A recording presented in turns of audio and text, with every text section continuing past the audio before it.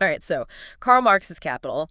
I'll be honest, had to grab an extra coffee before digging into this one. Not exactly, light reading. Yeah, it's a bit much for the beach, that's for sure. But don't worry, we're here to make sense of it, right? Right. We're tackling some choice excerpts today, chapters 2, 3, 9, 10, all the way to 31, the heart of the matter. For listeners who, maybe haven't cracked open Capital since college or ever. It's a lot to unpack. The goal is to give everyone, a handle on why this book still matters, even today. Totally. And I think a good place to start is with Marx's take on how capitalism even began, right? Yeah. Chapters 27 and 28, he paints a pretty, bleak picture. Yeah, he doesn't pull any punches, gets right into it. This wasn't some neat and tidy process. You're telling me he talks about, in England, forcing farmers off public land, criminalizing poverty, basically. Right, chapter 28, he even quotes the law. Let me see. Legally binding until the beginning of the 18th century were only repealed by 12, Anne. Talking about those anti-vagrancy laws. Wild stuff. So much for free markets, right? Sounds like straight-up theft to me. That's where this idea of primitive accumulation comes in, chapter 31. It's like Marx saying, hold on, nobody just woke up one day trading beads for coffee and boom, capitalism.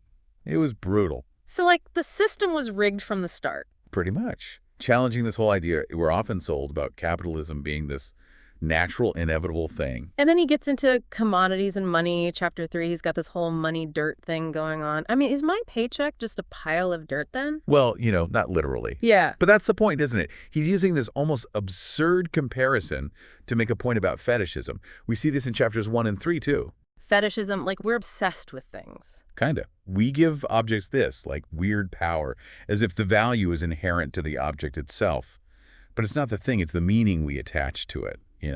All the social relations that go into it. So kind of like our phones today. We'll freak out if we're without them for 5 minutes. Exactly. I mean, Marx probably would have had a field day with smartphones. It's a perfect example of this. But back then, of course, this wasn't about smartphones. It was about people being worked to the bone.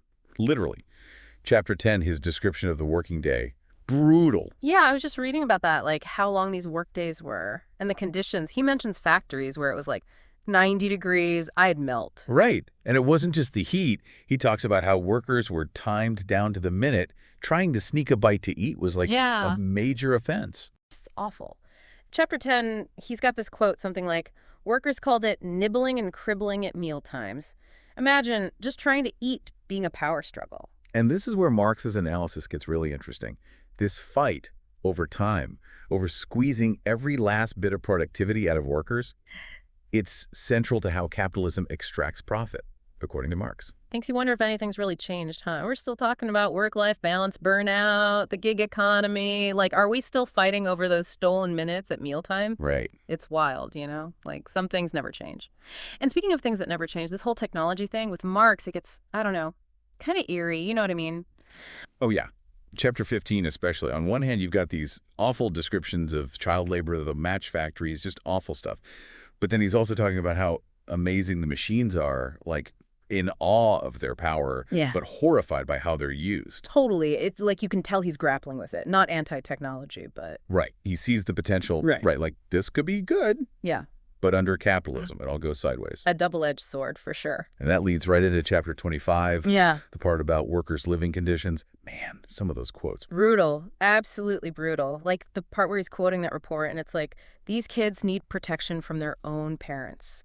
It is unhappily, to a painful degree, apparent throughout the whole of the evidence that against no persons do the children of both sexes so much require protection as against their parents. Just awful. And to think... he's not even, focusing on the really bad individual cases. He's saying this is systemic, part of how it works. Which is where that whole relative surplus population idea comes in. Chapter 25, I got to be honest, that one always throws me off a bit. Yeah, it's a mouthful, isn't it? Basically, he's saying, imagine a whole bunch of people unemployed, underemployed, desperate for any kind of work. That's the surplus. And because there's always more workers than jobs, that gives employers all the power. Exactly. They can pay people less, treat them worse, because, hey, if you don't like it, there's a line of people right behind you who will. Man, it's It's like he predicted hustle culture, like that whole grind or starve mentality. That's why this whole idea, this reserve army of labor, that's so relevant even today. It's bigger than just like one bad boss or whatever. It's built in. So, okay, big picture time. After reading all this, I gotta ask, was he right? Is capitalism just like inherently going to self-destruct? Is that what he's saying? It's Right. like the big question, right? Can we even predict that kind of thing? Well, and that's what's so interesting about Marx. It's less about, having a crystal ball and more about giving us these tools to understand, to analyze. Okay, yeah, I get that. Like, Yeah. it's not about being right or wrong. Exact. Right. It's about seeing the patterns, the inherent contradictions. And honestly, when we look around today, it does make you think. No kidding. Financial crises, inequality going nuts. Yeah. Feels pretty relevant. And that's what's so amazing about Capital. It's not just some dusty old book. It's like Yeah, he's still sparking debate, making us ask these hard questions. totally. So for our listener, right? Someone who's maybe like neck deep in capital after today, what's the takeaway? It's a lot. You don't have to become a Marxist scholar to Mhm. get something out of this. Really, it's about looking at the world through a different lens, asking who benefits, who loses. Are Okay. there other ways of doing things? Right, like challenging the whole damn system. Exactly. That's what I hope people take away from this deep dive, not just the theories, but a sense of, well, possibility, that Yeah. maybe things don't have to be this way. Totally.